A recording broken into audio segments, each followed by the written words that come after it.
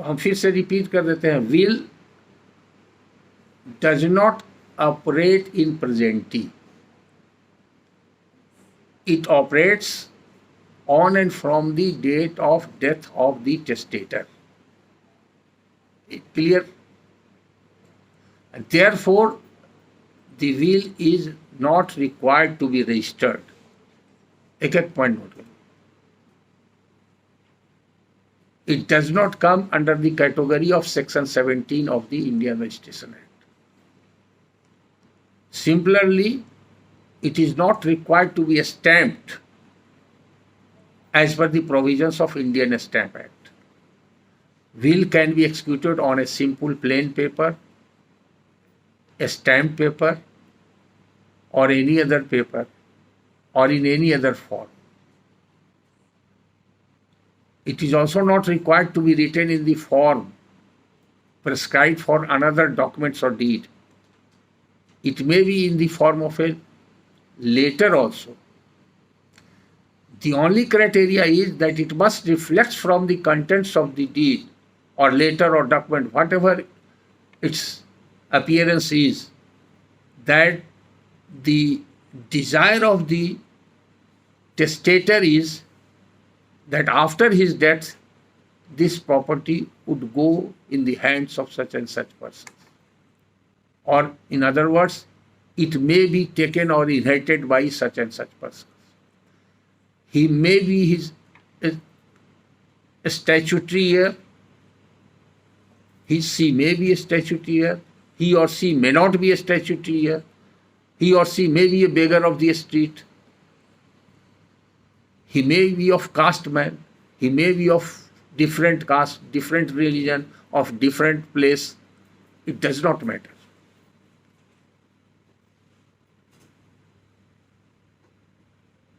Second is that will, if executed and by contents it is established that it is will, then right, title and interest to the property of the testator, if it is mentioned in the will, it is very good. If it is not mentioned in the will, then certainly it is the duty of the legatee or of the executor to find out what are the properties which have been left by the testator, and it is his duty to collect the details of those property and to get interest as per direction in that will, or if necessity, he may approach a probate court for obtaining probate or letter of administration, as the case may be. बहुत बार ये सवाल आता है, वकील लोग उठाते हैं lower court में और मेरे पास भी आता, इवन हाई कोर्ट की स्थिति भी ठीक नहीं है अभी आज के तारीख में. स्टैंप रिपोर्टर पुराने लोग चले गए, वो लोग जानकार थे, अब नए स्टैंप रिपोर्टर सब हम लोग फाइल करते हैं, डिफेक्ट जो चीज़ नहीं भी है उसको डिफेक्ट लगा देता. लोअर कोर्ट की स्थिति तो बहुत खराब है. पूरे बिहार के डिस्ट्रिक्ट जज का क्लास होल्ड ले लिए थे प्रोवेट का. आज तो बहुत सारा आप लोग का बहुत हेक्टिक प्रोग्राम चल रहा है, 2 ही क्लास दिया गया है. होल डे में भी कंप्लीट नहीं हो सकता है प्रोवेट के बारे में, इतना एस्पेक्ट्स है. अभी तो हम बेसिक चीज़ बता रहे हैं, इसलिए जब भी हमने क्लास लिया है तो whole day complete. I am the only faculty we use to take class right from 10 to 5. एक एक्सेप्शनल क्लास मेरा हुआ था जिस दिन वर्ल्ड क्रिकेट का था, 10 बजे से शुरू हुआ, 7:30 बजे ख़त्म हुआ. जब किसी ऑफिसर ने, और पिन ड्रॉप साइलेंस था, फुल था, 90 या 100 ऑफिसर थे, किसी ऑफिसर ने हेजिटेंटली कहा कि सर अब छोड़ दिया जाए, आज वर्ल्ड कप है क्रिकेट का. तब हमको ध्यान आया, इतना सब इन्वॉल्व हो गए थे, इतना लाइवली क्लास था. खैर, तो अभी कम समय में हम कुछ विशेष बात बताना चाहते हैं, इसलिए हम थोड़ा स्टेप बाय स्टेप बता रहे हैं. अगर विल में अपॉइंटेड एक्सक्यूटर है तब प्रोवेट का पिटीशन लाई करता है. ये बहुत लोग पूछते हैं, इसलिए नोट कीजिए. If there is a appointed executor in the will, then petition of probate shall lie. Otherwise letter of administration. अब कहाँ है कंफ्यूजन? इसलिए होता है सेक्शन 276 देखिए, सेक्शन 276 में ही प्रोवेट भी होता है, एलए भी होता है।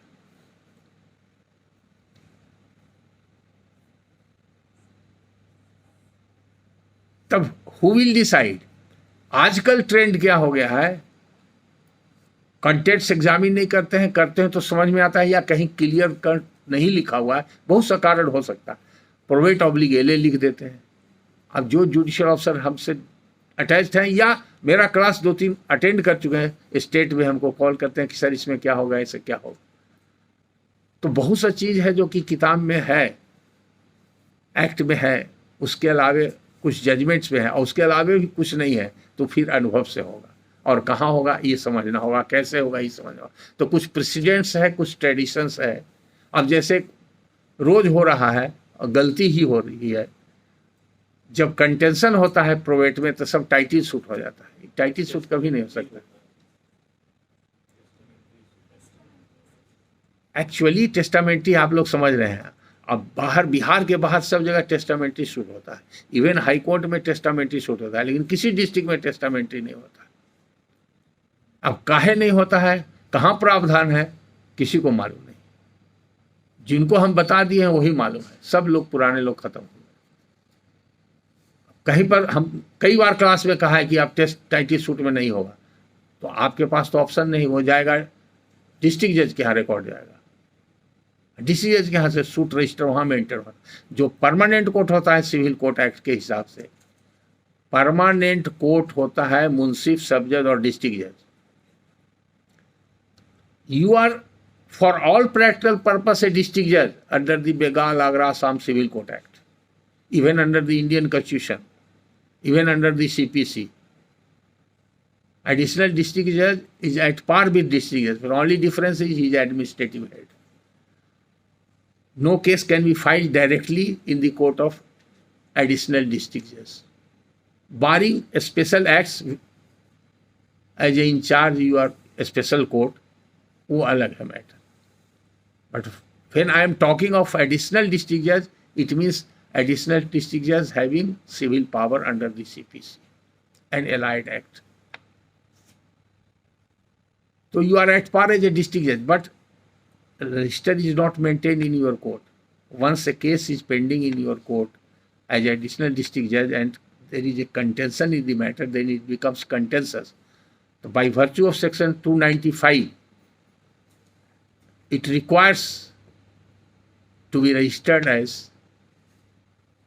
title suit because of the fact that there is a general letter of the High Court as well as the arrangement of register of suit in the state of Bihar in accordance with civil court rules, where it is not mentioned register of suit only and classification of suit. The suit is only civil suit. There is no criminal suit, and therefore they used to register it as title suit. I think it is going since last 40 years or more than 50 years. Title suit ही होते आ रहा है। 52 years से तो हमको देखने का मौका मिला, उसके पहले नहीं था।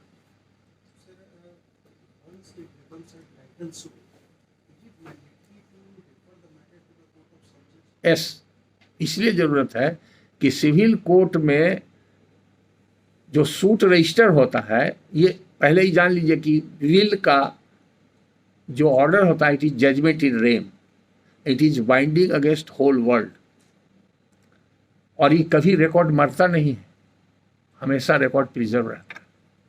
बहुत सारी बातें हैं, जैसे डिस्ट्रिक्ट कोर्ट में विल को जमा करना, हम विल अगर लिखते हैं तो हम अपना सेफ कस्टडी के लिए डिस्ट्रिक्ट कोर्ट में जमा कर सकते हैं, उसके लिए प्रोविजन है। हम रजिस्ट्रेशन ऑफिस में जमा कर सकते हैं, हम हाई कोर्ट में जमा कर सकते हैं, ऑल आर स्टैट्यूटरी प्रोविजन। मेरा विल प्रिजर्व रहेगा, जब जरूरत पड़ेगा वो कोई निकालेगा, जो लीगेटी होगा, एक्सक्यूटर होगा, वो आएगा। दूसरा, प्रोवेट ग्रांट करने के बाद इधर लगातार 10-15 साल से देख रहे हैं और ज़्यादातर लोग गलती कर रहे हैं, ओरिजिनल बिल लौटा देते हैं। ऑर्डर, ओरिजिनल बिल कभी नहीं लौटेगा, सब बेसिक गलती करते आ रहे हैं।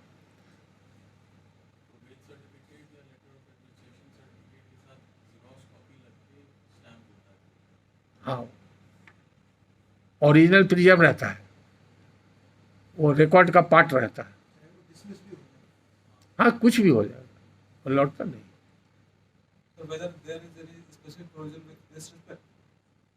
देखिए, एक लाइन बताते हैं, वो प्रोविजन बताएंगे तो बहुत टाइम लगेगा।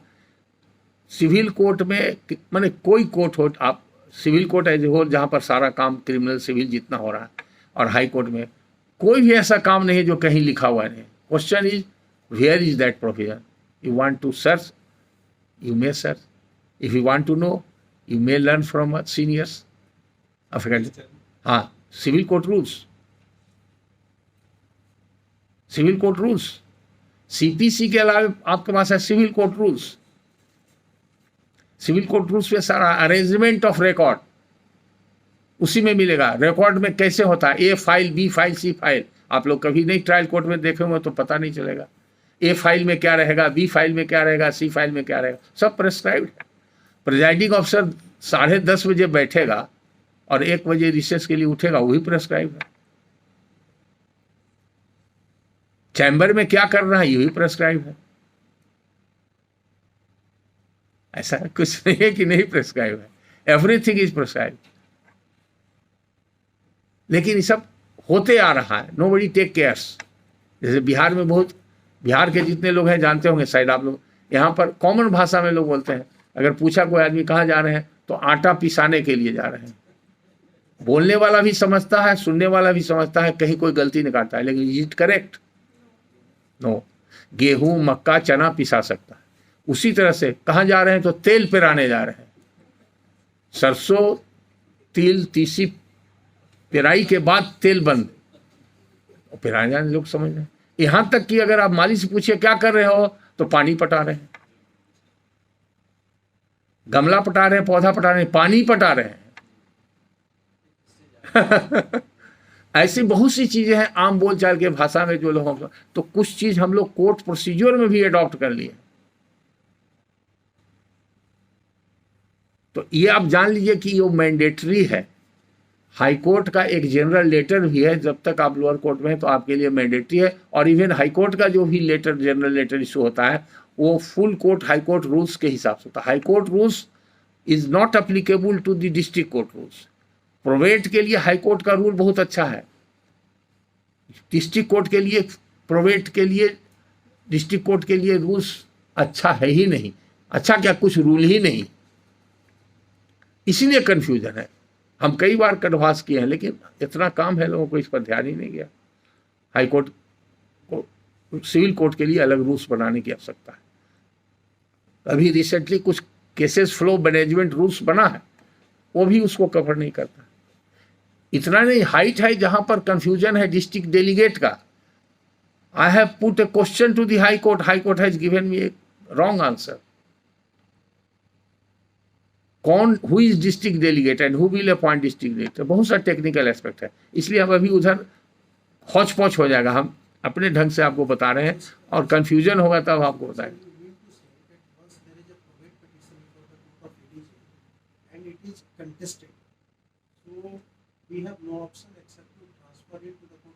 Not transfer.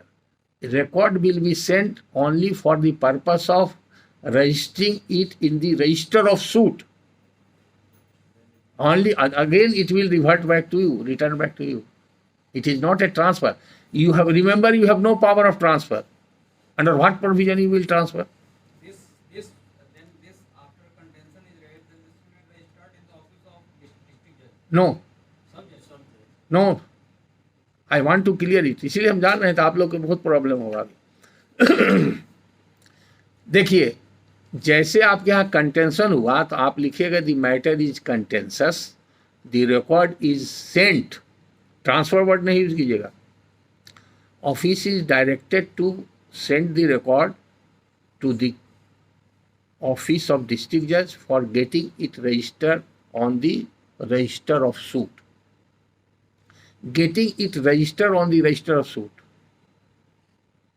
अब उस, हालांकि हम वहाँ पर डिस्ट्रिक्ट जज को भी गाइड कर दिए हैं कि आप अब से रजिस्टर कीजिएगा सूट रजिस्टर में, क्योंकि टेस्टामेंटी सूट का रजिस्टर अलग से है नहीं रूल्स में, तो टाइटिल सूट का ही है, तो उसमें टीएस लिखते हैं ना, तो टाइटल टीएस के बगल में देख लीजिएगा टेस्टामेंट्री, टेस्ट लिख दीजिएगा।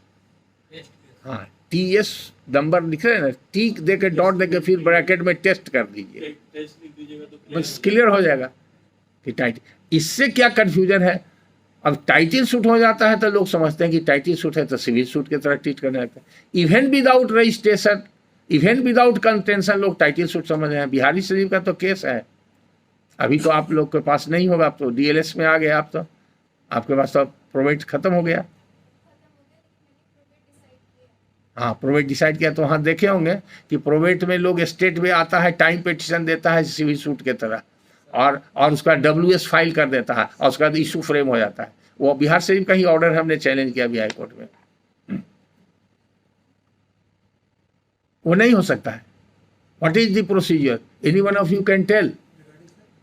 जैसे प्रोवेट केस एडमिट हो गया, उसके बाद क्या प्रोसीजर है, बता सकते हैं? हाँ, साइटेशन हो गया, उसके बाद क्या होगा? अगर कोई आदमी अपीयर करता है उसमें, तो उसका क्या स्टेप लेना? How he will make his appear?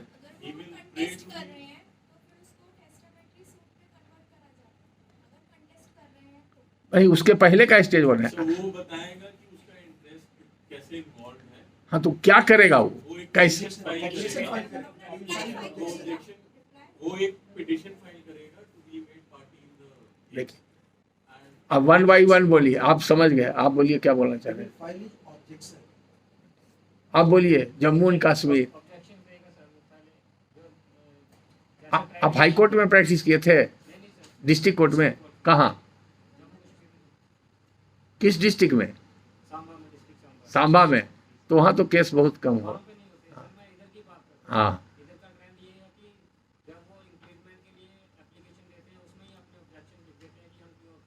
आप बता सकते हैं, आपको आइडिया है?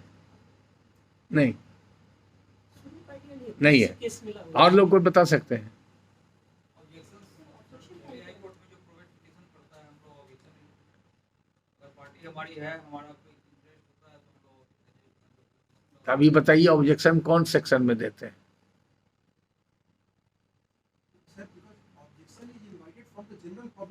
ठीक है, किस बात के लिए इनवाइटेशन होता है?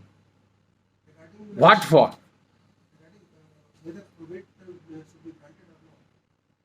इस बात के लिए नहीं होता है, प्रोवेट ग्रांट, और आप आके देख सकते हैं, it is open to all. ये नहीं होता कि आप आकर के ऑब्जेक्शन दीजिए और आप इसमें डब्ल्यूएस फाइल कीजिए। Remember it, there is difference in suit. Suit में जाता है, जैसे हम आपको इनवाइट करेंगे तो इनविटेशन कार्ड में लिखेंगे कि डिनर इतना बजे है। कोई फंक्शन में बिना डिनर का भी हो सकता है, हाई टी भी हो सकता है, ब्रेकफास्ट भी हो सकता है। अगर मान लीजिए कार्ड में डिनर नहीं है तो आप बैठे रहिएगा कि अभी तो डिनर का टाइम हुआ ही नहीं है, तो मुश्किल होगी ना। अब ऐसे आप समझिए, there is a cardinal difference. जैसे समन्स जाता है सूट में, तो उसमें क्या लिखा रहता है? फॉर्म नंबर 1 अपेंडिक्स ए सीपीसी में लिखा हुआ है 5 रूल 9 ऑर्डर 5 रूल 9 में जो समन्स इशू होता है, तो समन्स दो तरह का, settlement of issue and for hearing of the suit, final disposal of the suit. तो जब सेटलमेंट ऑफ इशू का रहता है तो you are required to appear personally और through your advocate and to answer the claim made by the plaintiff. वहाँ पे invite करते हैं कि आप आइए, आपको जो बोलना है बोलिए, प्लेंटिफ ने आप पर ये दावा किया है उसके बोला। यहाँ पर उस तरह का समन्स नहीं जाता है, यहाँ पर साइटेशन जाता है। और साइटेशंस में सिर्फ इन्विटेशन होता है कि you may watch the proceeding, you may come and watch the proceeding, see the proceeding. वहाँ पर एंट्री का, जैसे मान लीजिए दरवाज़ा बंद है, अगर इधर से बोल्ट किया हुआ रहेगा तो बाहर से कोई अंदर नहीं आ सकता है।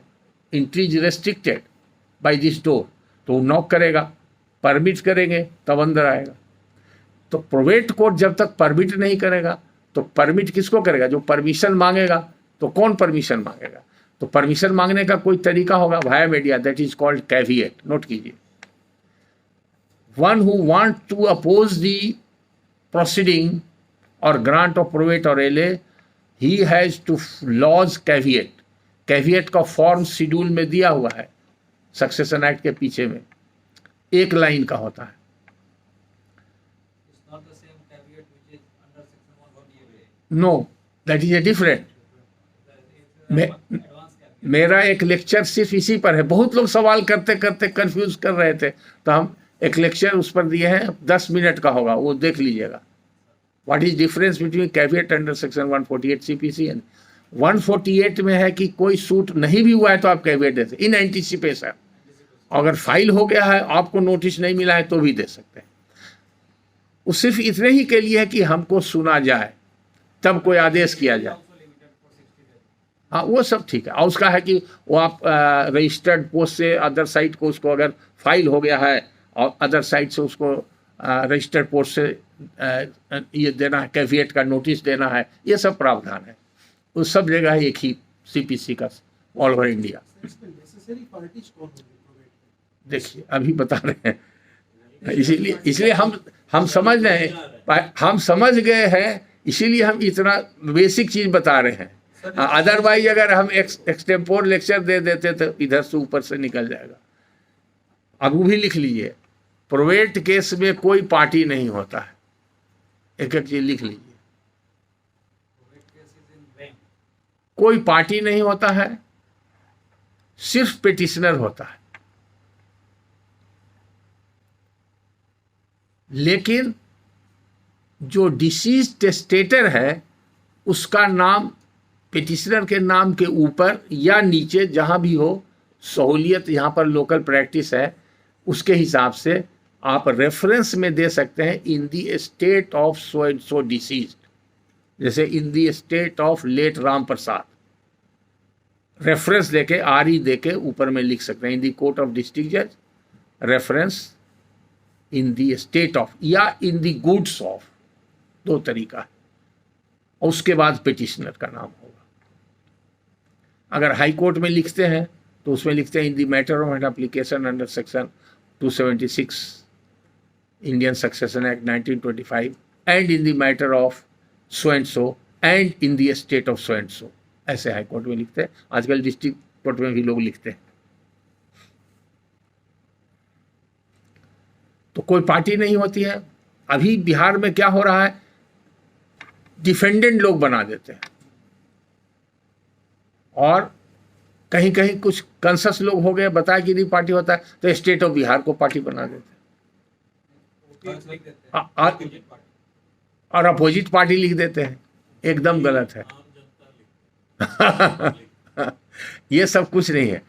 अगर इनिशियल स्टेज में आपके यहाँ ऐसा केस मिले तो आप वर्बल डायरेक्शन दे सकते हैं, रिटर्न भी डायरेक्शन दे सकते हैं। वकील साहब कह सकते हैं कि इसको काट लीजिए, with the permission of the court, order में ले आइए कि आई परमिट टू वेरीफाई और correct the petition by deleting name of such and such person, या उनको कहिए कि आप पिटिशन दीजिए, गलती से दे दिए, हमको परमिशन इन एनी फॉर्म, उसके लिए लॉ परमिट करता है। Court has got discretion. So, sir, what is the title? Like they write so and so versus a state. Probate का जो title होगा, तो versus वहाँ पे नहीं, अभी कुछ नहीं लिखा, वर्सेस कुछ नहीं। जब पार्टी नहीं है तो वर्सेस क्या होगा, ओनली पिटिशनर। ये ध्यान रखिए। हमको अगर पता रहता तो हम लेके आते, आपका पिटिशन का फॉर्म दिखाते आपको। सर एक स्टेप बाय स्टेप बता दीजिए कि फाइलिंग होती है। अब सब बता रहे हैं, पहले लॉ का टेक्निकलिटी समझिए तब वो ना प्रैक्टिस में आएगा। अब प्रैक्टिस सब समझ जाएगा, लॉ नहीं समझिएगा तो फिर धोखा खा जाएगा। और वकील लोग तो सब तरह के मिलेंगे आपको, जानकार भी मिलेंगे, कम जानकार भी मिलेंगे, आपसे ज़्यादा जानकार मिलेंगे, कुछ अनुभवी मिलेंगे। लोअर कोर्ट के बारे में कहा था tact fact, 40% tact 40% fact 20% law में काम होता। आजकल तो 0% लॉ है, सब टैक्टे और फैक्ट में काम हो रहा है। इवन कि high court has become fact of tact का कोर्ट बन गया है, तो जाने दीजिए उसको। वही सब हम माने जो सच्चाई है वो बयान कर रहे हैं। आप अनुभव कीजिएगा, बाय एंड लार्ज जैसे जैसे आपका एक्सपीरियंस होगा। अभी तो साल भर हुआ होगा आप लोग का, साल भर भी नहीं हुआ। हाँ, ये आपका लॉकडाउन विजिट की वजह से आप लोग का प्रोग्राम शेड्यूल नहीं हो रहा था, है ना प्रोग्राम। हाँ, देखिए हमको बताया गया कि 35 ऑफिसर्स का बैच है। हाँ, आप लोग इस बैच में 15 ही का सिलेक्शन हुआ है। 16 का हुआ था, अच्छा, और वैकेंसी कितनी थी जिसमें आप लोग का सिलेक्शन? अच्छा, कम था इसीलिए। ठीक, जब पार्टी, ये तो समझ गए कि पार्टी नहीं होती है, ठीक है। अब 276 में पिटिशन फाइल होगा, प्रोवेट और एलए का ये भी समझ गए। कब प्रोवेट होगा? अगर नेम्ड एक्सक्यूटर रहेगा। नेम्ड के बारे में बता दिए कि वो स्पेसिफिक नाम हो या बाई नेसेसरी इम्प्लीकेशन, उसके लिए सेक्शन 222 देख लीजिएगा एक बार। आप अगर किताब है आपके सामने है, देख लीजिए, मेरे पास तो किताब ही नहीं दिया। 222 देख लीजिएगा। हाँ, अभी बाद में देखिएगा, वेरीफाई कीजिएगा, अभी लिख लीजिए। जो हम बोल रहे हैं वही सही है, लेकिन आप verify, I am subject to correction. आप देख लीजिएगा, नेट से भी निकाल के आप देख सकते हैं, एक्ट तो सब अवेलेबल है नेट पर। अब 276 में देखिएगा, अब यहाँ पर 276 भी बताते हैं कि क्या रिक्वायरमेंट है, ये भी जानना जरूरी है। बेसिक डिफरेंस समझ गए प्रोवेट एलए का। दूसरा डिफरेंस क्या है, एलए बिना विल के भी हो सकता है, लेकिन प्रोवेट बिना विल के नहीं हो सकता। अगर किसी व्यक्ति के द्वारा विल नहीं लिखा गया है, उसका एयर्स में कोई डिस्प्यूट है, डिफरेंस है, या बाहर रहता है, या कोई उसका वेल पीसर लीगल रिप्रेजेंटेटिव कोई हो सकता है जिसको पर्सनल इंटरेस्ट नहीं है, वो भी प्रोवेट कोर्ट में अपीयर करके लेटर ऑफ एडमिनिस्ट्रेशन के लिए एप्लीकेशन दे सकता है। उसके लिए 278, section 278, it applies in a case where there is no will, whereas 276 applies where there is a will, both for LA and both for probate. गलती कहाँ होती है कि विल रहते हुए भी लोग 278 में कर देते हैं। बहुत ज़्यादा डिफरेंस नहीं है, दोनों के इम्पैक्ट में डिफरेंस नहीं है। दूसरी इंपॉर्टेंट बात यहाँ पर जानने की जरूरत है, आम धारणा है वकीलों में, जजेज में, जो कि 5 साल से तो लगातार हम प्रोवेट पढ़ा रहे हैं, मिनिमम 5 साल हो गया। अब लोग जजेज लोग जो भी मेरा क्लास अटेंड किए, फिर सबॉर्डिनेट जजेज लोग जान गए टाइटिल कैसे पास करता है, प्रोवेट से पास करता है कि विल से पास करता है। आप लोग का क्या ओपिनियन है? विल से पास करता है, प्रोवेट केवल सर्टिफिकेट। हाँ, यू आर राइट। आप लोग क्या समझते हैं? टाइटिल पासेस, सब लोग समझते हैं कि टाइटिल प्रोवेट से पास करता है। हाँ, बड़े अभी जाना क्लियरिटी है ना आप लोग को। आप दूसरा सवाल कर देते हैं, हमने विल लिखा, आपको मान लीजिए मैंने विल लिखा, हमारा डेथ हो गया, तो आपको तो टाइटिल पास कर गया, तो उसके आधार पर आप इनको बेच सकते हैं कि नहीं? अपने कलीग बगल में बैठे हुए हैं, आप सेल डीड कर सकते हैं कि नहीं? नहीं कर सकते हैं, कंफ्यूज कर गए ना। दूसरा सवाल, अगर मान लिए कि हम सूट में प्लेंटिफ है, हम विल आपको लिख दिए, हम मर गए, प्रोवेट नहीं हुआ, तो आप उस विल के आधार पर सब्स्टिट्यूशन करा सकते हैं? No substitution. कहा ना, तुरंत कंफ्यूजन हो गया। तो बहुत सा चीज है जो common, law is not dependent upon common sense. You must know the law, but for understanding the law, you must possess some common sense. एक लाइन में लिखिए, अनप्रोवेटेड विल के आधार पर आप सेल कर सकते हैं, गिफ्ट कर सकते हैं, लीज कर सकते हैं, ट्रांसफर कर सकते हैं, सूट फाइल कर सकते हैं, सब्स्टिट्यूशन में अपना पिटिशन अलाउ करा सकते हैं। Every right is with you. Once you said that title passes not by probate, not by ELA, it passes by the will on and from the date of death of the testator. अब कैसे होता है तो लिखिए section 211। 211 कहता है कि जो legatee is the legal representative of the deceased testator. Legal representative CPC में डिफाइंड है। लीगल रिप्रेजेंटेटिव कौन होगा? Who intermediates with the state of the deceased. Legal representative is a wider term than heirs. Heir is in a stricter sense. Executor, power attorney holder, assignee, other beneficiaries, licensee, lessee, mortgagee, all are legal representatives. to that extent as per the document executed by that person. हाँ, बहुत अच्छा सवाल किया। हो सकता है, this is general law, but Bihar में आज नहीं हो सकता। देन म्यूटेशन एक्ट 2011 में एक प्रोविजन बना दिया बिहार असेंबली ने कि अनरजिस्टर्ड बिल अगर है और अनप्रोवेटेड है तो नहीं होगा, और रजिस्टर्ड बिल है तो हो जाएगा।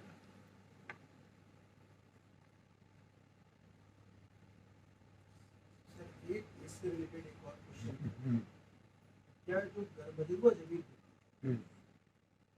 क्या उसका भी बिल हो सकता है? ठीक, बहुत अच्छा क्वेश्चन। पहले तो ये जानिए गैर मजरूआ माने आप लोग जानते हैं? What do you mean by गैर मजरूआ? यहाँ बोला जाता है, आउट ऑफ बिहार वाले जो हैं उन लोग अफसर लोग बताएं गैर मजरूआ। आप लोग वहाँ सुने हैं कि नहीं? नहीं सुने सर, यही सुना पहली बार। वो बताया कि गवर्नमेंट लैंड, यही तो है। आप क्या, और वो जीपी बता रहे हैं कि गवर्नमेंट लैंड होता है सर, क्योंकि वो अब तो हमारे मुंह से तो बहुत खराब शब्द निकलता है। आपको सिर्फ पासिंग रेफरेंस के लिए बता रहे हैं, बहुत बार चर्चा लोग कर देते हैं। हम जब बीटी एक्ट का क्लास यहाँ ले रहे थे, आपके पहले बैच वाले जिसमें भसीन साहब थे, काजल जी भी थी, मैक्सिमम क्लास इन लोग का क्लास हम एक साल में मैक्सिमम क्लास मेरा लिया हुआ, हर टॉपिक का, हिंदू लॉ, मोहम्मदन लॉ, जितना एक्ट है, कुछ क्रिमिनल का भी हमने लिया था। मेरे क्लास लेने के बाद principal secretary government of Bihar retired, उनको भी लोग बुलाते थे। तो मैराथन क्लास हुआ था, उसमें मैक्सिमम बाहर के ऑफिसर थे। 99 का बैच था, उसमें 4 ज्वाइन नहीं किए थे, बाकी सब ज्वाइन कर लिए थे, और उन लोग को बहुत प्रॉब्लम हो रहा था ये सब। तो मैराथन क्लास चला था, एकदम सीरीज में चला था, पूरा लैंड लॉ पर जितना है हर एक्ट के बारे में बताए थे। वो लेक्चर यहाँ पर है, वो मेरे को अवेलेबल नहीं है ना, ये लोग अपलोड किया भी यूट्यूब पर। वो बाद में वर्चुअल क्लास लिए हैं, उसमें फिर बीटी एक्ट का क्लास लिए थे। उसमें एक राजकुमार राजपूत यहाँ राजस्थान के हैं, बाढ़ में थे डीजे, अभी कहाँ गए, ट्रांसफर होकर नहीं कर सकते, गया में हैं, अब मिले हमसे, गोरे गोरे हैंडसम पर्सनालिटी। वो इसी टेबल पर जब भी क्लास लेते थे यहीं पर बैठते थे आगे। वो बाढ़ में बहुत सा केसेज हमारा वीडियो सुन के डिस्पोजल कर दिए। वो हमको ये भी किए थे, मैसेज भी किए थे, व्हाट्सएप भी किए थे। अब सुनिए, प्रिंसिपल सेक्रेटरी ने हम जो बताया ऑफिसर को उसके कॉन्ट्ररी बता दिया। बहुत मामूली बात थी और बहुत लंबी बात है, छोटी सी बात। सर्वे जानते हैं आप लोग? हाँ, सर्वे किसको कहते हैं, और सर्वे कई तरह का होता है और कहाँ का प्रावधान है, तो अभी उतना डिटेल नहीं बता रहे। पहला सर्वे जो बिहार में हुआ उसका नाम है कैडेस्ट्रल सर्वे, और दोबारे जो हुआ उसका नाम है रिविजनल सर्वे। पहला सर्वे हुआ जो कैडेस्ट्रल सर्वे, दूसरा सर्वे हुआ रिविजनल सर्वे, और कहीं कहीं तीसरा सर्वे हुआ है, उसको स्पेशल सर्वे कहते हैं। स्पेशल सर्वे नहीं, म्युनिसिपल सर्वे वो सर्वे ही है, लेकिन वो अलग एक्ट है।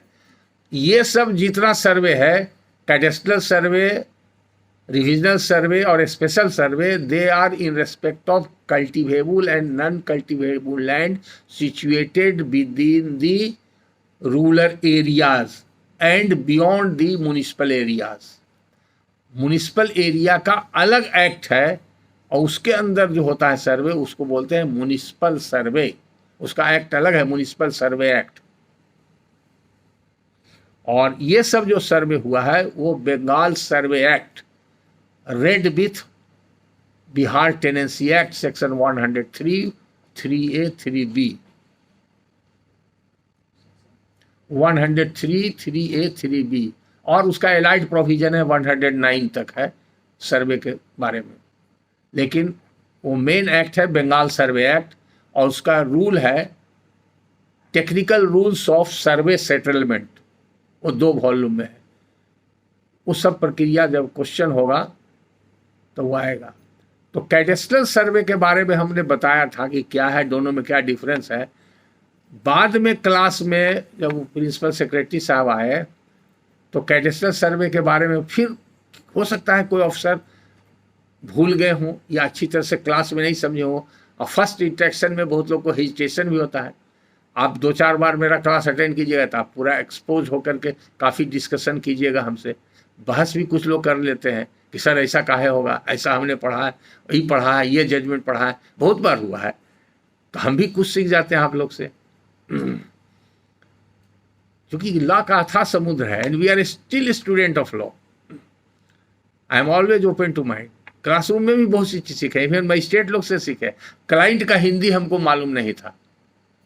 हमारा बेटा, छोटा बेटा भी एडवोकेट है, उस मेरा बहुत सारा बैंक वगैरह का काम करते थे, बहुत तरह का काम हम किए हुए हैं। उतना बिहार में करने वाला आज कोई वकील नहीं। Banking law, trade and commerce वगैरह जितना है, कंज्यूमर का, हर का मेरा जूनियर है। ट्रायल कोर्ट में मेरे पास 15 जूनियर, 4 मुंशी, 4 टाइपिस्ट था, सबका ब्रांच बांट दिए थे और वो सब स्पेशलाइज हुआ। तो हम अब I am confined to high court only.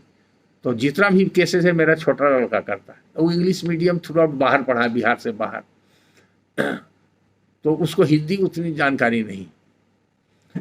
उस बैंक के केसेस में सारा वही मेरा करता है। हम बैंक इस सब का नहीं करते हैं, बड़ा मैटर हाई कोर्ट में करते हैं, और बाहर भी जाता है, दिल्ली, ये सब जगह जाता है। तो उसको मिला कोई बैंक, दरभंगा का किसी बैंक का था, बहुत सारे नेशनलाइज बैंक और प्राइवेट बैंक सभी का वकील है। तो उसमें लिखा हुआ था हिंदी में नोटिस। उसको समझ में आया तो बोला, पापा जी आप इसका हिंदी तो आप, हम सब समझते हैं, हम शुद्ध हिंदी भी लिख देते हैं, उर्दू भी जानते हैं और लिख देते हैं, अंग्रेजी भी लिख देते हैं। अरबी फारसी मिला हुआ जो कोर्ट में है ना, मोकीर मोकीरले, बहुत बार इस पर भी आपको बताएंगे तो घंटों लग जाएगा।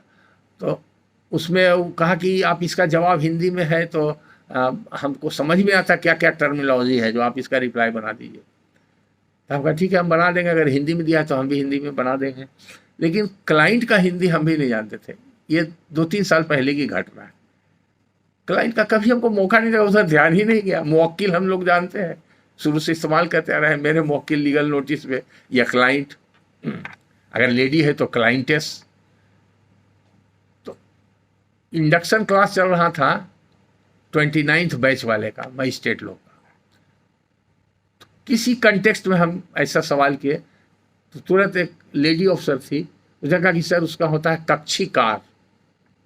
आप लोग जानते थे? हाँ, कक्षीकार। तो हम सीख गए, हमको याद हो गया। 4-5 वर्ड और है हिंदी का, वो सब भूल गए, एक हमको याद रहा। तो हम कहा आप कहाँ से बता रहे हैं? तो हम पढ़े हैं हिंदी मीडियम में, यूपी किसी परहैप्स, और हमारा जो कौन एक्ट बताइए, कॉन्ट्रैक्ट एक्ट या क्या, उसमें रहता है ना क्लाइंट और इसका कुछ नोटिस देने का, उसी में वो लिखा हुआ था, हिंदी वाला एडिशन में, एक्टे में लिखा हुआ था। वो एक्टे से पढ़ के बताइए। फिर एक ऑफिसर था, डिक्शनरी, कहा कि हम नेट पर निकालिए तो डिक्शनरी में देखिए, तो 4-5 हिंदी बताए हैं क्लाइंट का, वो सब हमको याद नहीं, उधर ध्यान नहीं दिए हम, इसलिए याद नहीं। तो हमने बताया कि क्या है, साइंटिफिक वे में कैडेस्ट्रल सर्वे हुआ था। किसी कारणवश 2-4 महीना के बाद वो आए सेक्रेटरी साहब, उसके बाद से उनको लोग, यहाँ वाले लोग बुलाना बंद कर दिए। कोई ऑफिसर ने पूछा, आउट ऑफ स्टेट के ही थे, कि सर कैडेस्ट्रल सर्वे नाम क्यों पड़ा? तो उन्होंने कहा कैडेस्ट्रल नाम का एक अंग्रेज था जिसने सर्वे किया था, इसलिए इसका नाम पड़ा। अब सभी ऑफिसर लोग कंफ्यूज हो गए। हम तो पूरा क्लास में 10 क्लास लिए होंगे, उस पर कभी नहीं बताए। 1 महीना या 6 महीना या 2 महीना कब याद नहीं है, हम आए क्लास में, क्योंकि रेगुलर हम आते रहते हैं। तो कहा सर आप एक बार क्लास में ऐसा बताए थे, एक फैकल्टी आए तो ऐसा बताए थे। हम कहा नाम बताइए, कौन बताए थे? नहीं लोग बताया, क्लास में कोई नहीं बताया। कि नहीं सर, जो सही बात आप बता दीजिए, हम अकेले में आपको बाद में बता देंगे। तो बाद में हमको चैम्बर में आके बताए थे। तो हम कहा देखिए, जो जिन्होंने भी बताया हो, किस कारण से बताया ये तो हम नहीं कह सकते हैं, लेकिन हम इतना जरूर कह सकते हैं कि एकदम गलत है। न तो इंडिया में कैडेस्ट्रल नाम का कोई अंग्रेज था, और न उसने सर्वे किया था। आप जानते हैं पहला सर्वे करने वाला इंडिया में कौन था? नहीं जानते? कोई लीगल हिस्ट्री वगैरह नहीं पढ़े? एवरेस्ट का नाम कैसे पड़ा? Mount Everest. पढ़ाई लिखाई में लगता है आप लोग कमजोर। रट उठ के जुडिशियल ऑफिसर बन गए। एक मेरा चेला था, वो 16वां जूनियर था, वो LLB first class, psychology honours first class, MA first class, LLB first class, सब पटना यूनिवर्सिटी। बड़ा हम इम्प्रेस्ड हुए।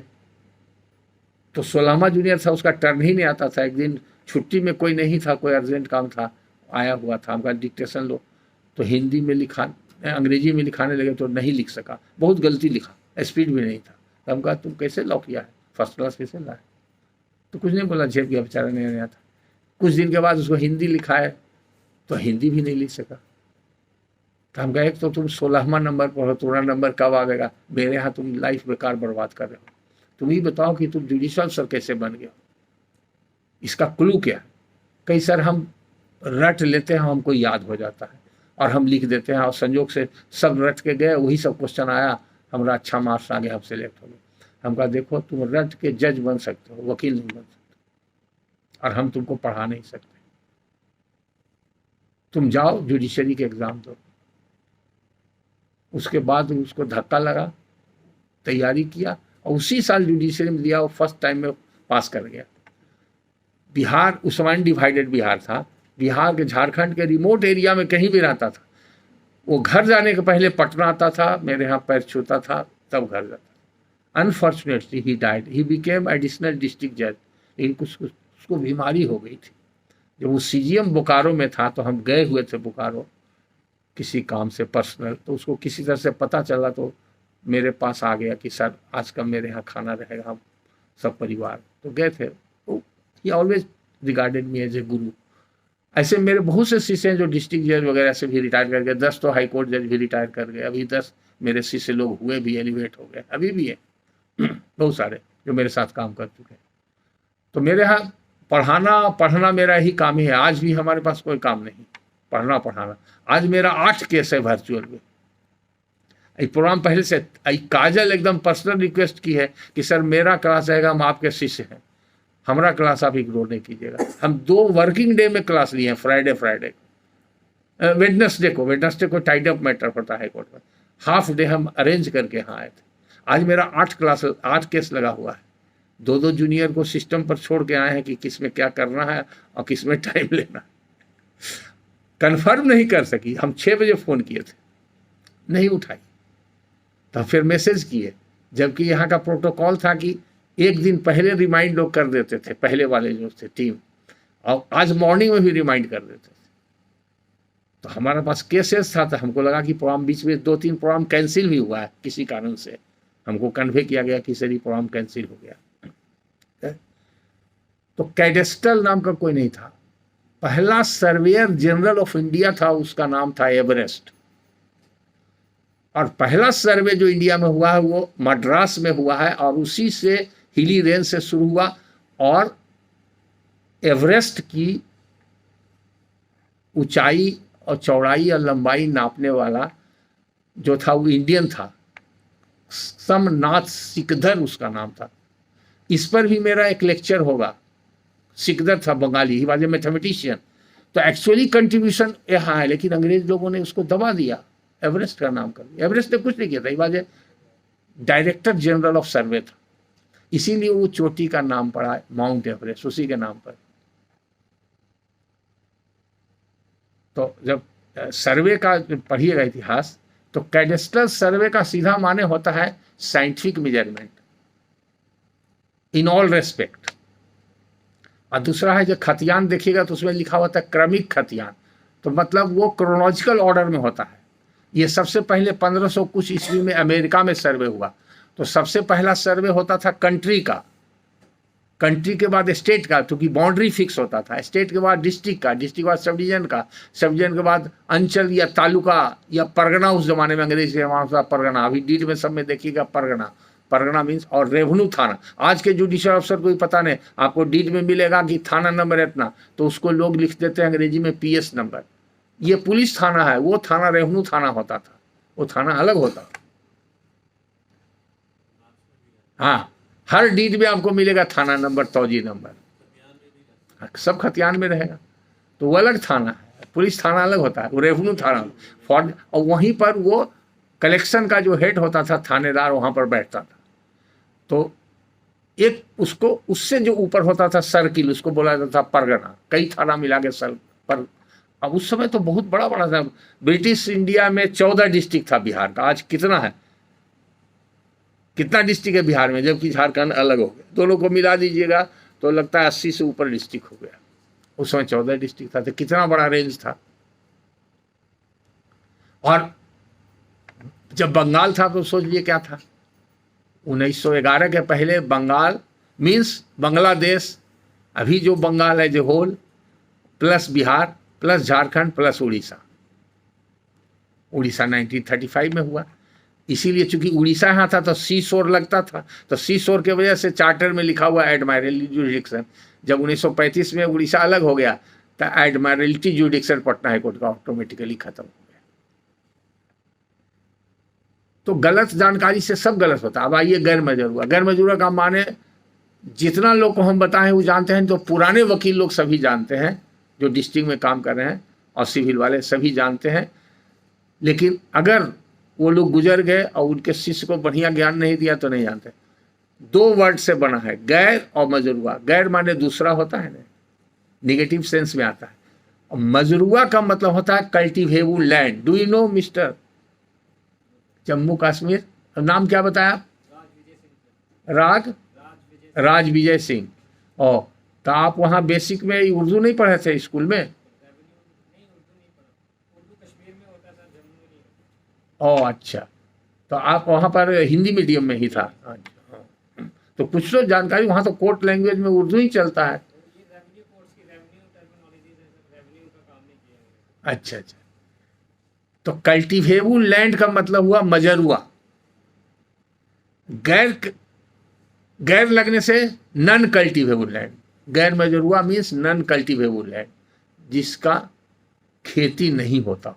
तो ऐसा बहुत सारा लैंड है जिसका कि कल्टीवेशन नहीं होता है। गैर मजरूआ का ये माने नहीं होता है गवर्नमेंट लैंड।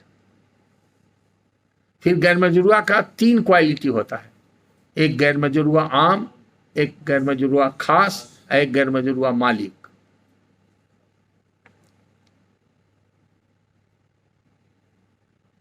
आम का मतलब जनरल, पब्लिक, जिस पर पब्लिक का राइट ऑफ यूजर है। वो प्रॉपर्टी पब्लिक में वेस्टेड होता है, बट राइट ऑफ पर्सनल किसी पब्लिक का नहीं होता है, और राइट ऑफ यूजर पब्लिक का होता है। वो आम हुआ गैर मजरूआ। जैसे नदी, नाला, पहाड़, पैन, नहर, सड़क, चारागाह, ईदगाह, बंदरगाह, मंदिर, मस्जिद, गिरजा, ये सब गैर मजरूआ के कैटेगरी में आता है, जो पब्लिक में वेस्टेड है, पब्लिक यूटिलिटी के लिए। बाकी गैर मजरूआ खास जो जमींदार का होता है या मालिक, दोनों एक ही है, अलग अलग टर्म यूज होता है। किसी इलाका में खास लिख दिया, किसी इलाका में मालिक लिया। जो जमींदार के पर्सनल पोजीशन में है बट नॉट कल्टिवेबल, जैसे कि उसमें बाग बगीचा लगा हुआ है, ऑर्चार्ड है, या फैलो लैंड है, बैरन लैंड है, उसमें कुछ नहीं होता है।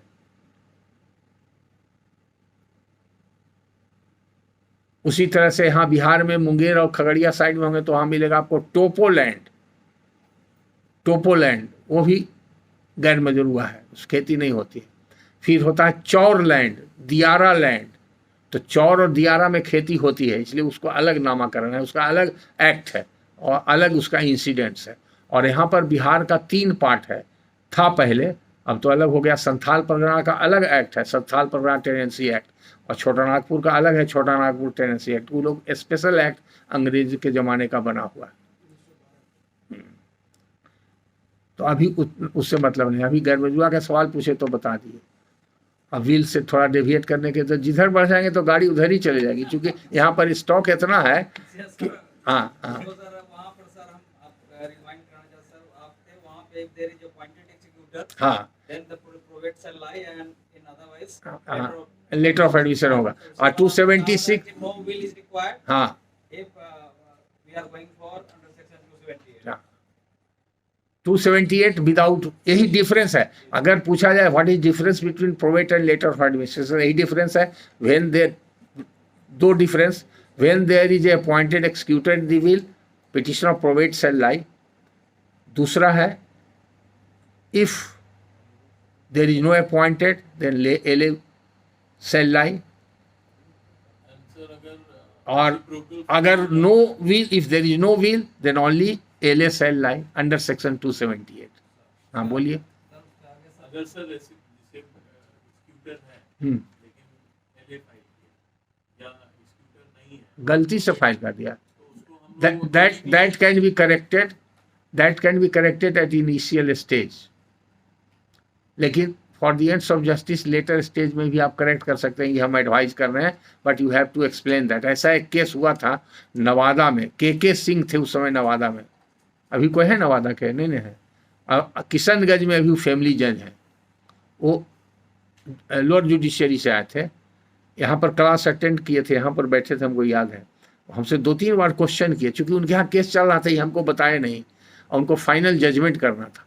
यहाँ से जब क्लास में सब जानकारी ले लिए तो वहाँ गए तो हमको फ़ोन किए कि सर मेरे यहाँ तो आप जैसा बताएं उस हिसाब से तो ये एले होगा, ये प्रोवेट पिटिशन है, तो हम इसको डिसमिस कर दें। हम कि नहीं ऐसा नहीं कीजिए, तो अन्याय हो जाएगा। नहीं, किस कारण से? तो वो बताया कि नहीं है अपॉइंटेड एक्सिक्यूटर। हम कहा किस स्टेज में है? तो जजमेंट के स्टेज में। तो जजमेंट के स्टेज में आप उसको एक्सप्लेन कर दीजिए for the ends of justice. तो कैसे एक्सप्लेन करें? तो हम टेलीफोन पर ही उनको डिक्टेट कर दिए थे, ऑपरेटिव पार्ट में सुधार करने के लिए। सारा फाइंडिंग्स वगैरह आपको जो देना है दे दीजिए। लास्ट में लिखिए since the petitioner is not an appointed executor in the will but it appears that the probate petition was filed inadvertently. It has been detected at the time of writing out judgment, and therefore in the ends of justice, even if the petition is filed for grant of probate, but it is under section 276 and the court has discretion to issue letter of administration.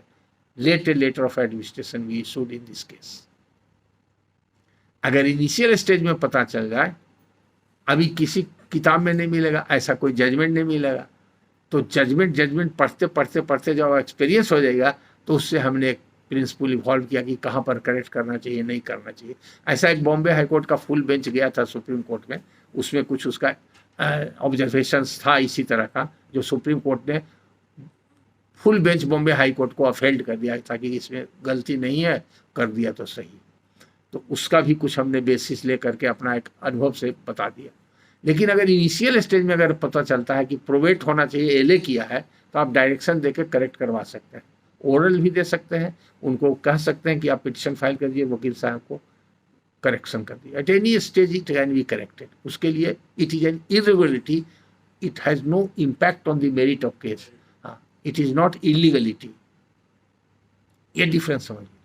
अब दूसरी बात यह है कि जब हम probate file कर देते हैं, 276 अप्लाई करता है, ये जान गया तो 276 में क्या क्या चाहिए।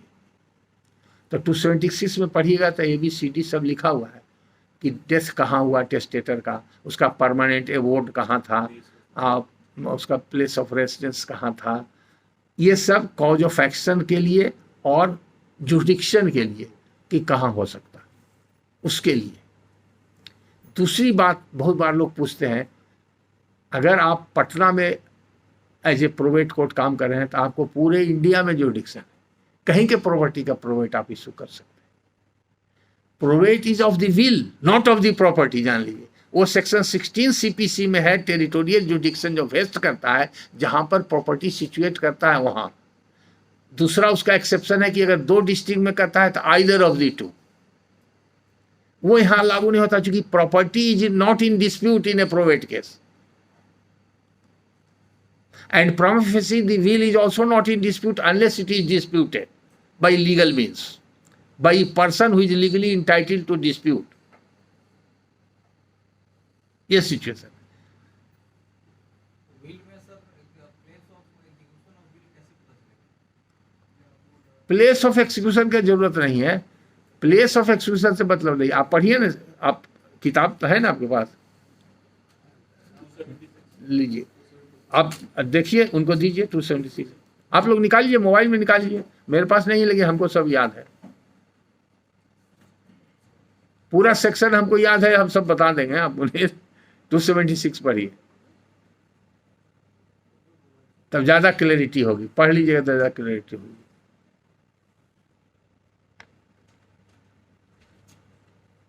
टी टाइम नहीं ना हुआ अभी, बोल दीजिएगा।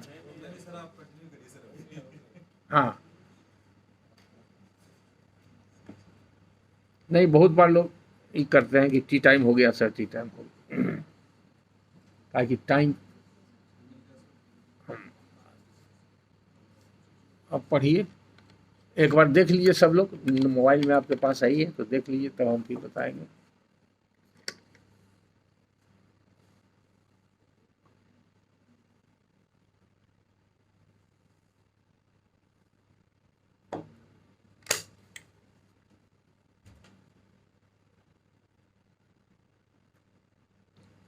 जो प्रोबेट एप्लीकेशन होता है वो एक्सक्यूटर फाइल करता है, लिगेटी नहीं।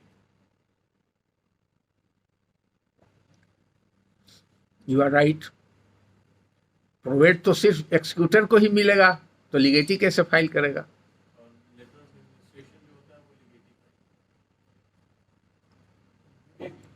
नेचुरली, क्योंकि अगर एक्सिक्यूटर रहता तो एक्सिक्यूटर किसी पर्पस से न बहाल होता है, तो उन ऑथराइज पर्सन है according to wish and desire of the testator. Legatee is a beneficiary. दूसरी बात उसी कंटेक्स्ट में, executor may be a beneficiary, may not be a beneficiary. जैसे हम बिल लिख दिए, इस रो में जितने अफसर हैं सबको हम बिल लिख दिया कि इन लोग लिगेटी हुए मेरे, लेकिन आपको हम एक्सिक्यूटर बना दिया और आपको कुछ नहीं दिया, तो आपका मोरल ऑब्लिगेशन है, लीगल ऑब्लिगेशन है कि आप हमारे विल को एक्सिक्यूट कीजिए, इन लोगों के बीच में प्रॉपर्टी को डिस्ट्रीब्यूट कीजिए। You will get nothing but you are under legal obligation. अगर इन केस आप रिफ्यूज करते हैं किसी कारण से, या नहीं अवेलेबल है, या डेथ हो जाता है एक्सिक्यूटर का, तब लिगेटी अप्रोच कर सकता है। तब लिगेटी अपॉइंटेड एक्सिक्यूटर के बावजूद भी लिगेटी करेगा तो उसको एले ही होगा, एले ही। और अगर दो एक्सिक्यूटर है, दो से ज्यादा भी हो सकते हैं एक्सिक्यूटर, लिगेटी भी एक से ज्यादा हो सकते हैं। और एक और है जो legatee is also a beneficiary under the will, लेकिन अदर देन लिगेटी भी बेनिफिशियरी हो सकता है। उसको प्रॉपर्टी में कुछ नहीं मिला बट सर्टेन बेनिफिट्स दे दिया गया। तो पुराने जमाने में बड़े बड़े राजा महाराजा लोग का या जमींदार लोग का विल होता था, तो उसमें बहुत सारा प्रोविजन रहता था। बिहार शरीफ में आप हैं तो आप दोनों पूछते हैं, सोगरा स्टेट का नाम सुने हैं? बीबी सोगरा स्टेट का नाम सुने हैं?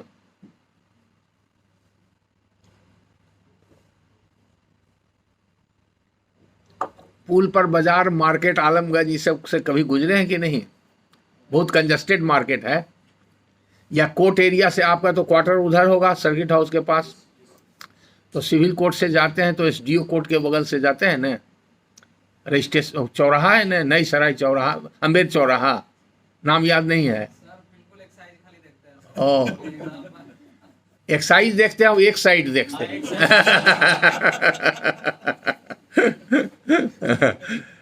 वहां पर जितना बिल्डिंग देखिएगा पुराना, बिहार शरीफ टाउन में अभी तो बहुत एक्सपेंड कर गया, हम लोग के टाइम में बहुत कम बिल्डिंग था। जितना पुराना बड़ा बिल्डिंग है सब बीबी सोगरा का ही। वो लैंड लेडी थी और बहुत पायस एंड चैरिटेबल लेडी थी। उसका चैरिटेबल फंक्शंस बहुत सारा था चैरिटी का।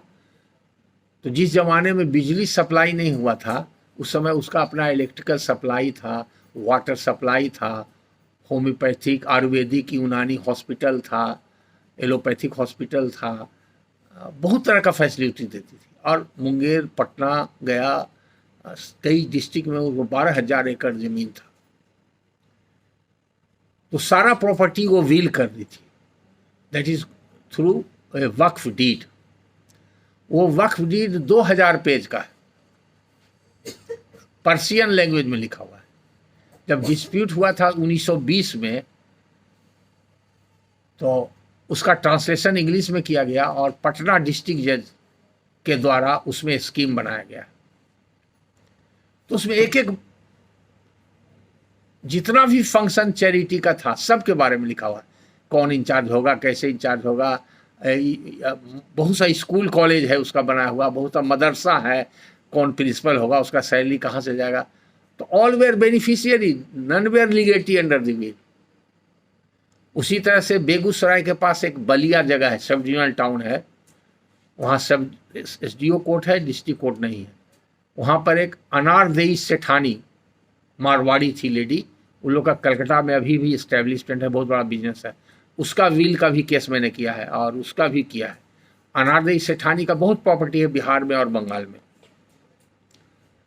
उसका प्रोवेट केस चला था कलकत्ता हाई कोर्ट में, कंटेस्टेड होने के बाद करीब 20-25 साल के बाद प्रोवेट ग्रांट हुआ था। उसके बाद कई प्रॉपर्टी का डिस्प्यूट चला। अभी कुछ सूट भी हमने यहाँ से फाइल किया है वहाँ बेगूसराय कोर्ट में, और ट्रस्ट प्रॉपर्टी का।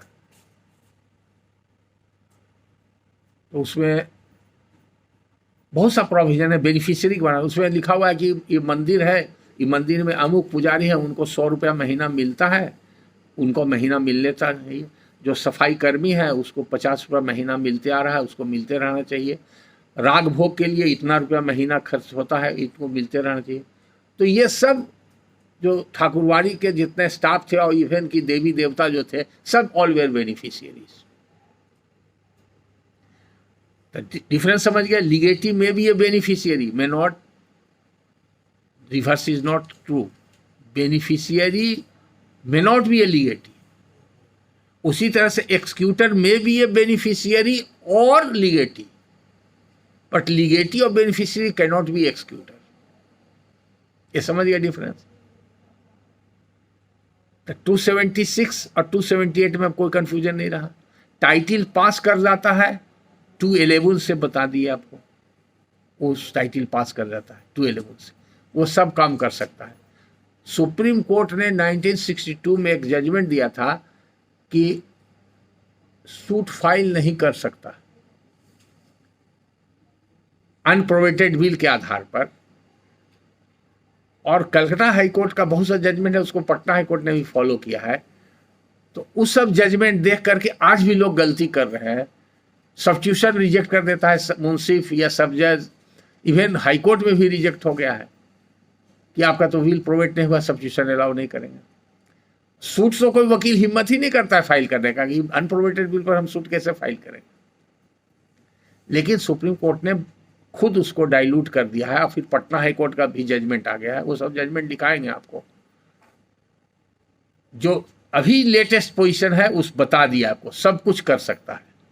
और बिना पानी कार केस से नोट कर सकते हैं 2006 सुप्रीम कोर्ट, बिना पानी कार, उसमें सुप्रीम कोर्ट ने कहा है कि you can even file execution भी कर सकते हैं, डिक्री भी आपको हो जाएगा, एक्सक्यूशन भी हो जाएगा।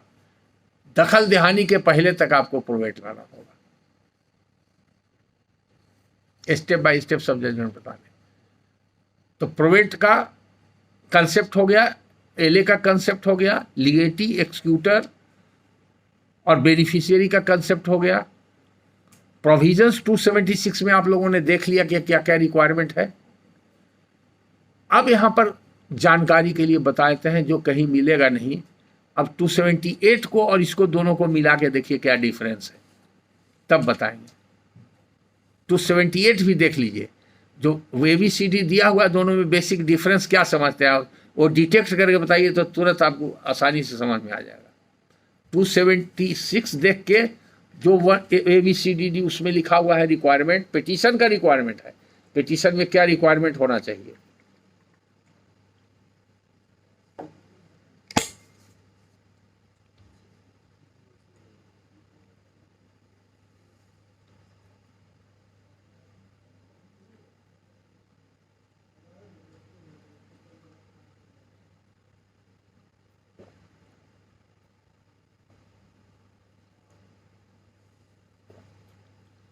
दोनों में बेसिक डिफरेंस क्या समझ में आया ये बताइए। 278 में जो है वो एप्लीकेशन फाइल कर सकता है द फैमिली और other relative of the disease. हाँ ठीक है।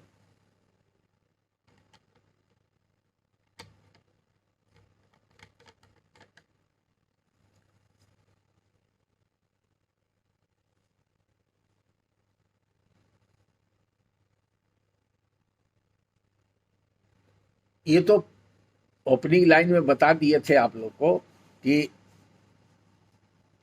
बिना व्हील के एले होता है, 278 अप्लाई करेगा, यहाँ व्हील नहीं।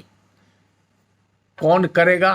कोई भी कर सकता है, ये इससे पता नहीं चलेगा। एनी पर्सन में अप्रोच ए प्रोबेट कोर्ट। अब एनी पर्सन का क्या मतलब है? पहला तो होना चाहिए मेजर होना चाहिए, साउंड माइंड का होना चाहिए। वो सब इस एक्ट पढ़ने से नहीं पता चलेगा। तीसरा, उसका एडवर्स इंटरेस्ट डिसीज या डिसीज के लीगल एयर्स जो है उनके एडवर्स को इंटरेस्ट नहीं होना चाहिए। तो वो भी आदमी प्रॉपर्टी को मैनेज करने के लिए लेटर ऑफ एडमिनिस्ट्रेशन के लिए अप्लाई कर सकता है, या उसके फैमिली का कोई मेंबर्स, उसका वारिस, उसका एयर अप्लाई कर सकता है। तो ये तो हुआ बाहरी बाहरी। बेसिक जो डिफरेंस है ऊपर नोटिस आप लोग नहीं किए। 278 में एक कॉलम है name and address of near relatives, और 276 में नहीं है। देखिए, देखिए, देख लिए न, उस पर ध्यान गया न? बी और सी से दो पार्ट अलग है, एक फैमिली और other relatives of the deceased and their respective residence, और सर सेकंड वन है the right in which the petitioner claims. हाँ, तो इसलिए कि कोई भी आदमी आ जाएगा तो वो अपना राइट दिखाएगा न। हम कह रहे हैं कि हमको उस फैमिली से कोई सरोकार नहीं है और हम एलए फाइल कर सकते हैं, तो हम किस राइट से फाइल करना चाहते हैं? हम उनके रिलेटिव हैं, फैमिली मेंबर हैं, हम उनके वारिस हैं, उनके फ्रेंड हैं, फिलोसफर हैं, गाइड हैं, टीचर हैं, हम वेल विशर हैं। हम क्यों फाइल करना चाह रहे हैं वो डिटेल उसके अंदर छिपा हुआ है, सारगर्भित है। ए मर गया, उसका वारिस बी और सी है, डी उस फैमिली का नहीं है, उस गांव का नहीं है, उसके कास्ट का नहीं है, और डी भी अप्लाई कर सकता है। तो इसलिए ये बनाया गया। दूसरा, लिस्ट ऑफ नियर रिलेटिव देना पड़ता है इसमें 278 में, जबकि लिस्ट ऑफ नियर रिलेटिव नहीं है 276 में। इसको आप लोग ने मार्क किए, ये बेसिक डिफरेंस है।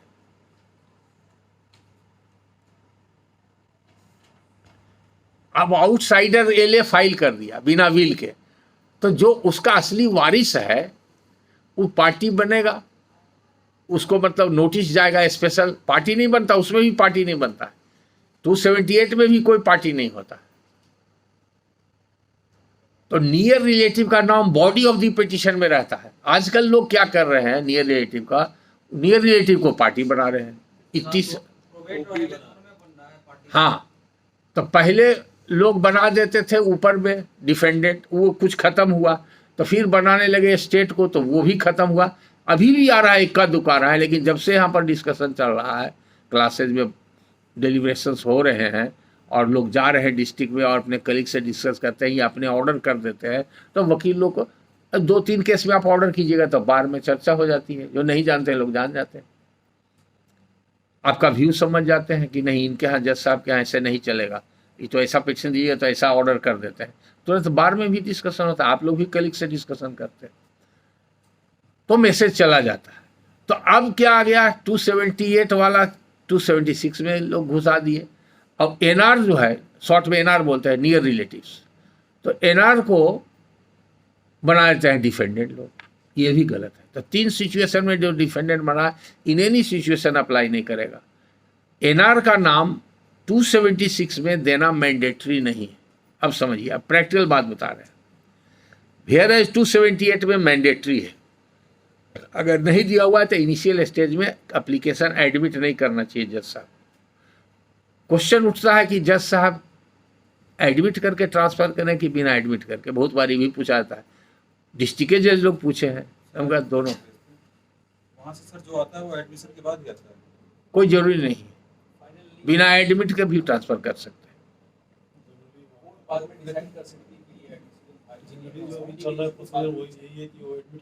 करते हैं तो अच्छी बात है, उनके पास टाइम है, क्योंकि ये बनाया गया इसलिए कि वो परमानेंट कोर्ट बीजी कोर्ट है, बहुत सारा वर्क रहता है जुडिशियल के अलावा एडमिनिस्ट्रेटिव, इसलिए वो नहीं भी कर सकते हैं अपने।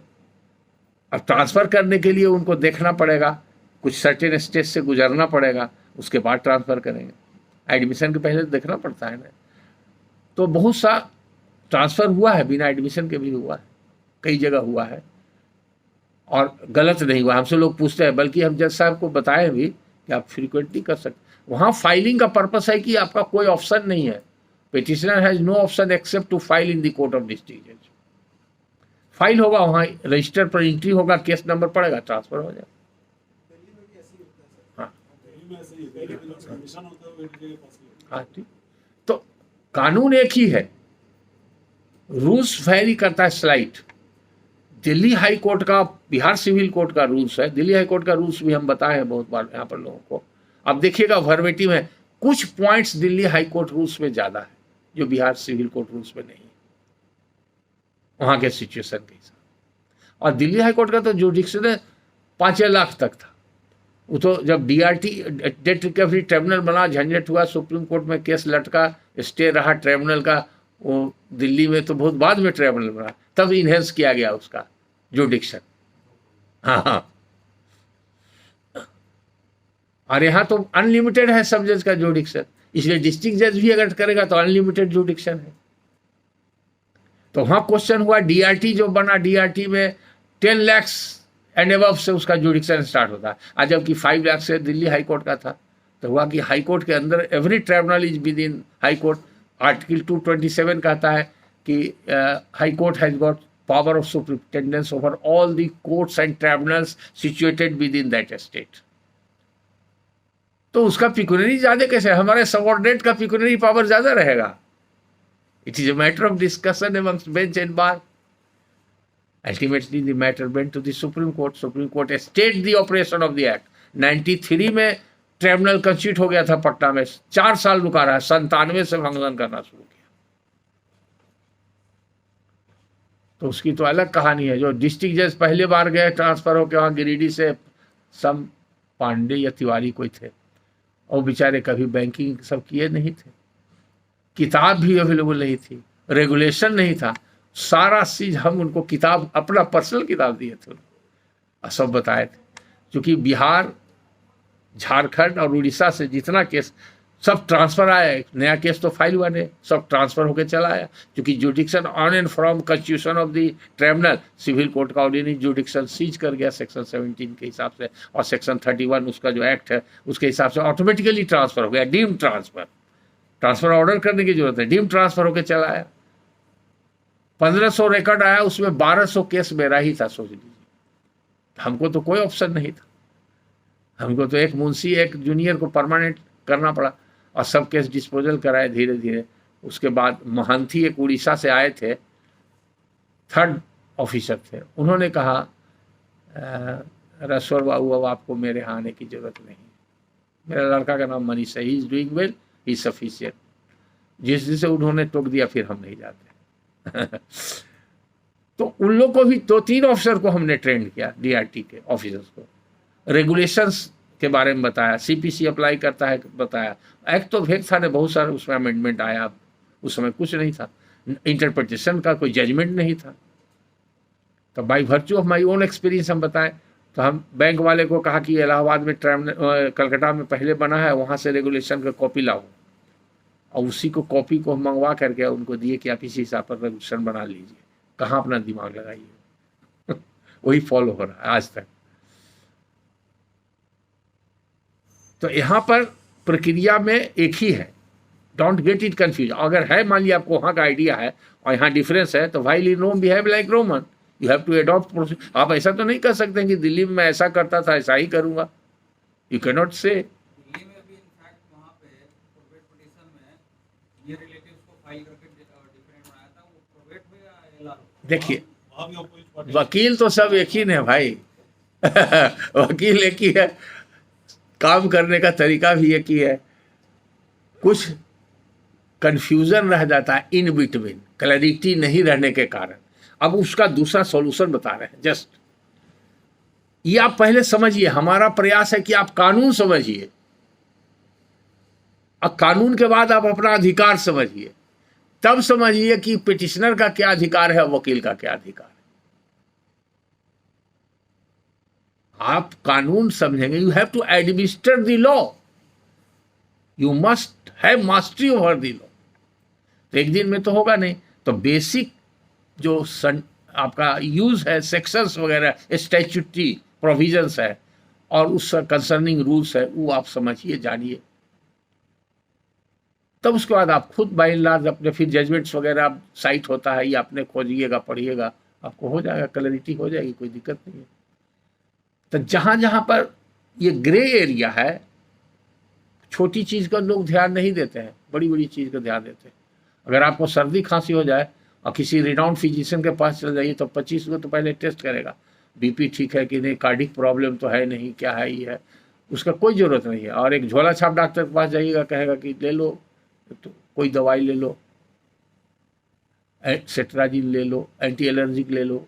दिल्ली में तो जितना भी प्रैक्टिशनर है सब पुर्जा लिखता है, कोई प्रिस्क्रिप्शन नहीं लिखता, रोज इलाज कर रहा है। तो बड़े बड़े डॉक्टर के पास कहाँ जाएगा, लाइन लगाना पड़ेगा, फीस लगेगा। तो यहाँ पर भी वकील लोग बहुत सा उस तरह के टाइप है कि फट से आए, दंड बना दिए, पार्टी बना दिए। किताब पढ़ने का जब तक तो क्लाइंट दूसरे कहाँ चला जाएगा, किताब पढ़ेंगे तो है। तो रेमेडी कभी कभी मिल जाता है, लेकिन वहाँ पर हाई रिस्क है। इमीडिएट अगर जहाँ पर कोई सुविधा नहीं है, दोनों बात है, इमरजेंसी में वही काम आता है, 10% को बचा भी लेता है, 90% रिएक्शन में मर भी जाता है। तो इसलिए मरने वाले का ज़्यादा चांसेस है। तो केस खराब होकर मेरे पास आता है, तब देखते तो माथा पर हाथ रखते हैं, हम लोग का दिमाग फेल कर जाता है कि अब क्या करें इस केस में।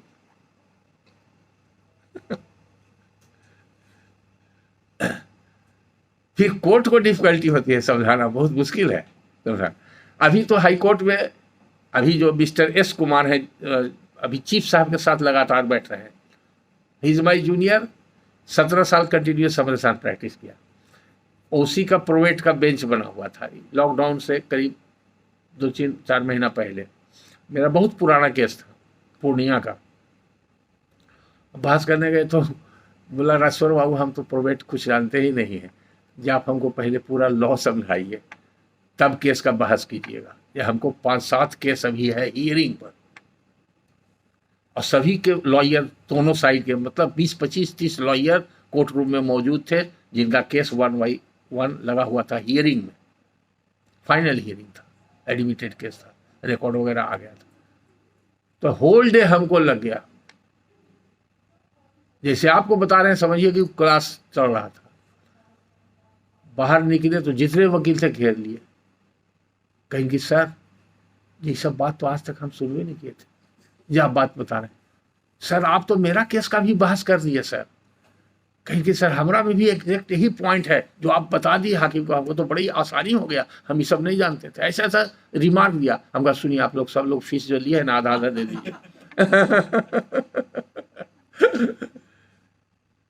बहुत एडमायर किया लोग। जज साहब कहें कि अब हम समझ गए। कल होकर फिर हम अपना केस बहस किए, हम फिर चले आए। हमारा केस तो हमारे पक्ष में हो ही गया। अदर केस उसके बाद डिस्पोजल वो नहीं कर सके। एक केस और मेरा था, वो नहीं टेकअप हुआ। कुछ ऐसे भी जजेज हैं कि समझाने के बाद भी नहीं समझ रहे, क्योंकि प्रैक्टिस कभी नहीं की उस ब्रांच में। हाईकोर्ट का तो आपको अनुभव है। आप मान लीजिए कि क्रिमिनल साइड में प्रैक्टिस किए थ्रू आउट, और आपका सिविल का बेंच बन गया, तो ये सब प्रोगेटिव है चीफ का कि कौन सा बेंच बने। लेकिन अगर आप चाहते कि हम ये भी करें तो कुछ समय लगेगा, कुछ समय लगेगा। आप सब कर लीजिएगा, कोई दिक्कत नहीं। तो लीगल एस्पेक्ट्स में, टेक्निकल एस्पेक्ट्स में एनआर को 276 में बॉडी ऑफ पिटीशन में भी लिखना जरूरी नहीं है। वेयर एज 278 में बॉडी ऑफ पिटीशन, एनआर मतलब नियर रिलेटिव, जो आदमी मर गया डिसीज टेस्टेटर, उसका परिवार का जो नजदीकी संबंधी है। नियर, देखिए लेजिस्लेचर ने क्यों वहां पर एयर्स नहीं रखा या लीगल रिप्रेजेंटेटिव नहीं रखा। नियर रिलेटिव का मतलब है जो इंडियन सोसाइटी में जो सेटअप है, irrespective of caste, creed and religion and place all over India, तो सबसे नजदीकी आदमी उसके परिवार का होगा जो उसके साथ रहता है। उसके परिवार के बाद उसका होगा कजिन होगा, एग्नेट कोग्नेट जो होगा, जिसको गोतिया कहते हैं यहाँ पर, उधर क्या बोलते हैं, जम्मू में बोलते हैं रिवर्सनस बोलते हैं ना। रिवर्सनस तो ओल्ड लॉ के हिसाब से है ना, अब रिवर्सनस का कहाँ कंसेप्ट रहा, अब कहाँ से दिमाग में रिवर्सनल आ गया, पढ़े जो ही याद आ गया क्या। अच्छा हाँ, रिवर्सनल भी वही हुआ आज के तारीख में जो एग्नेट हुआ ना, रिवर्सनल हुआ। रिवर्सनस पर बहुत लोग को बोल दिए तो बताते हैं, रिवर्सनस का मतलब होता है कि वैसा व्यक्ति जिसको डायरेक्ट इनहेरिटेंस नहीं है, सर्टेन इवेंट्स के बाद उसको इनहेरिटेंस को रिवर्सनस बोलते हैं। हिंदू लॉ में दो टर्म है, obstructed heritage and non obstructed heritage. तो ऑब्स्ट्रक्टेड हेरिटेज में आता है रिवर्सनस। जैसे ए मर गया तो बी रिवर्सनर है तो उसको राइट नहीं होगा। क्यों नहीं होगा? कि कोई लिमिटेड ओनर है, जब तक वो जिंदा है तो उसको राइट नहीं हो। लिमिटेड ओनर के डेथ के बाद राइट पास, इसको बोलते हैं एस्पेस सक्सेसनिस। हिंदू लॉ में सुने होंगे नहीं? हाँ, एस्पेस सक्सेसनिस वही ऑब्स्ट्रक्टेड हेरिटेज है। और जो डायरेक्ट, जिसे बाप मरा बेटा का हो गया, तो अनऑब्स्ट्रक्टेड हेरिटेज, जो कि 2005 के हिंदू सक्सेशन अमेंडमेंट में लड़कियों को बना दिया बर्थ राइट को पार्टनर, तो उसका एकदम ऑब्स्ट्रक्टेड हेरिटेज खत्म हो गया, अब अनऑब्स्ट्रक्टेड हेरिटेज हो गया, जस्ट लाइक ए सन। पहले तो ऑब्स्ट्रक्टेड था, बाप मरेगा तब होगा।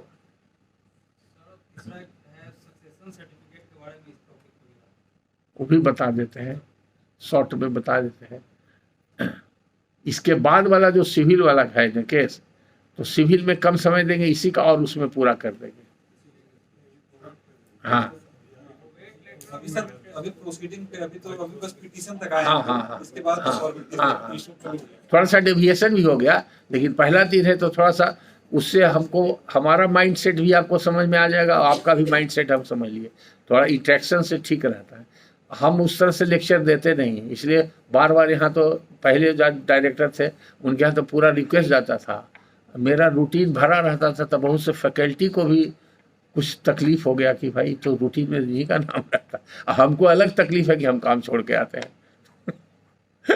हम तो रिटायर्ड पर्सन है, नहीं रिटायर्ड वाले को भुलाइए, लेकिन ऐसा बकड़ जाल में फंस गए हैं कि हमको लोग छोड़ते ही नहीं थे। फर्स्ट डे जिस दिन भसी नहीं दोनों मिल करके, सर हमरा तो जब तक हम हैं आप इग्नोर नहीं कीजिएगा मेरा क्लास। खैर, तो आप मेन अब जो इसमें आता है हर्डल जो आता है बता रहे हैं, उसको सॉल्यूशन बता रहे हैं। अगर प्रोवेट पिटीशन में 276 के पिटीशन में बॉडी में एनआर का नाम दिया हुआ है तो कोई हर्ज नहीं, बल्कि और अच्छा है। हम इसलिए सजेशन दे रहे हैं आपको कि ऑनरेबल मिस्टर आर के दत्त जब हाई कोर्ट में थे, उनका कुछ दिन बेंच था और उनको इसका एक्सपोजर नहीं था, स्टैंडिंग काउंसिल ही रहे थे हाई कोर्ट में। उनके फादर बहुत बड़े क्रिमिनल लॉयर थे, अभी तो दिल्ली में ही है, आर्बिट्रेशन कर रहे हैं, बहुत अच्छा। उनके हम बहस किया था, स्टैम्प रिपोर्टर ने रिपोर्ट कर दिया कि एनआर का नाम इन्होंने पिटीशन में नहीं दिया है, वो सब जाहिल टाइप का सब रहता है। हमने कहा कि there is no provision, argument किए हम, लेकिन बोले कि सर हमको जुडिशियल ऑर्डर लिखाना पड़ेगा, छोड़िए ने, जैसा रिपोर्ट किया बना दीजिए। अरे ही हैज रिक्वेस्टेड मी, तो उस दिन से हम भी अपना ऑब्जेक्शन करना छोड़ दिए। तो now it has become practice in the high court कि 276 में बॉडी में एनआर का नाम लोग दे रहे हैं, नहीं तो स्टैम्प रिपोर्टर ऑब्जेक्शन। हम उसको चैलेंज किए थे, लॉ नहीं प्रेस्क्राइब करता है। उसी तरह से डिस्ट्रिक्ट कोर्ट में भी कुछ वकील लोग पूछते हैं तो हम बता देते हैं, और आप लोग भी याद रखिए, बहुत जुडिशियल ऑफिसर को बता चुके हैं कि अगर पिटीशन के बॉडी में एनआर का नाम है इट इज गुड। उससे सुविधा होगा क्या कि आप डायरेक्ट नोटिस उनको दे सकते हैं, जिसको आप साइटेशन कहते हैं। तो जनरल साइटेशन जो जाता है वो किसी के नाम से नहीं जाता है, उसका सर्विस का प्रोसीजर अलग है। ये समझ के सर्विस कैसा नहीं है, वो कलेक्टर के ऑफिस पर जाके टगेगा, उसका कोर्ट हाउस में टंगेगा और उसका पेपर में पब्लिकेशन होगा, इस तरह का प्रावधान है उसमें। लेकिन अगर एनआर है तो उसके नाम से जाएगा, उसको बोलते हैं स्पेशल साइटेशन। अभी साइटेशन कैसे जाता है, क्यों जाता है, देखिए कौन सेक्शन है, निकालिए किताब आपके पास, जल्दी से निकालिए। तो साइटेशन किस में है, देखिए 283 है क्या,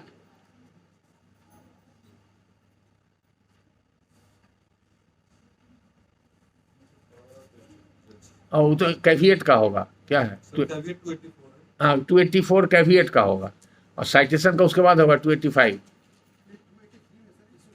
हाँ 283 में है ना, हाँ वही तो, हमको तो ठीक याद था, तो आप कैसे बोले, हाँ वही तो।